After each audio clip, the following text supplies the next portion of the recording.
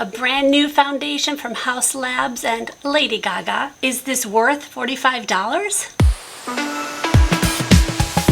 Apparently, Lady Gaga, as every famous person out there seems to want to do, has come up with a makeup line, which is called Haus or Haus.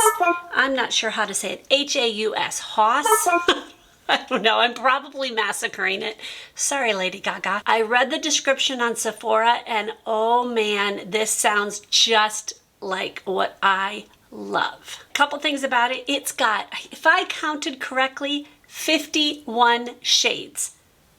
She was very inclusive. Everybody should be able to find a shade that they love. I mean, I have never seen almost white. She gave almost a white color. It says you can use a brush, a sponge, your fingertips, doesn't matter.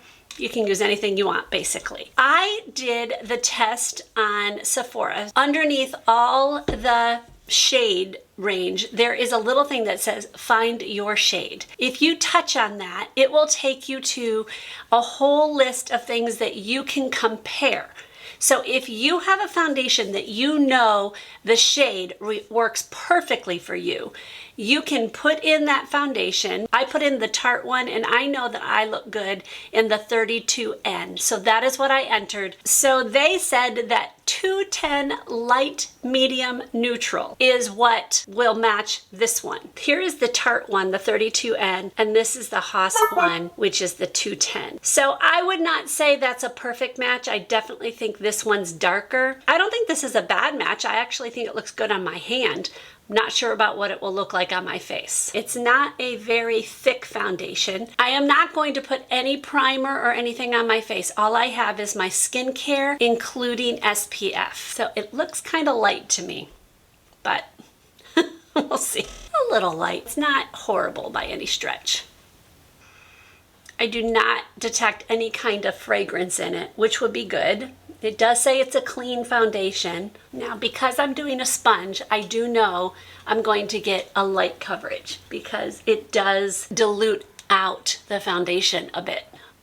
But I think it helps to get an initial cover with the sponge. If I can go with a lighter coverage, I'm gonna go with that. I have started doing this lately where I do a sponge all over my face and then I go in with the second coat in strategic areas with a brush to give a little bit more coverage. Okay, it's definitely settling in on my forehead lines right away, which I kind of expected. This is a very thin consistency. Not a deal breaker, but it definitely is something to consider. Under my eyes is not looking bad and the rest of it, it's looking really pretty. I'm going to try to cover up the hyperpigmentation. I have a broken capillary.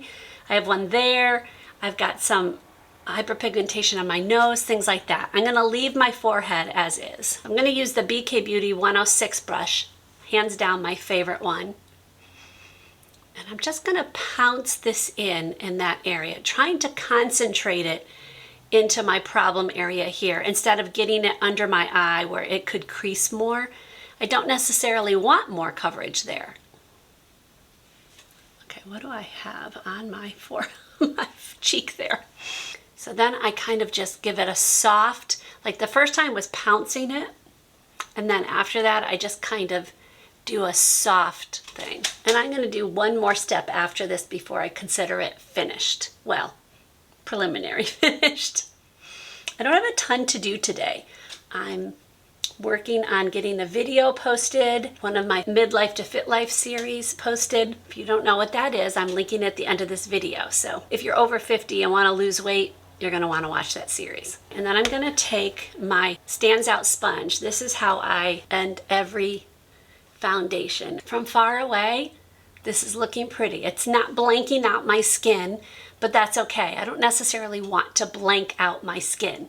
I want it to look like my skin, but just a better version.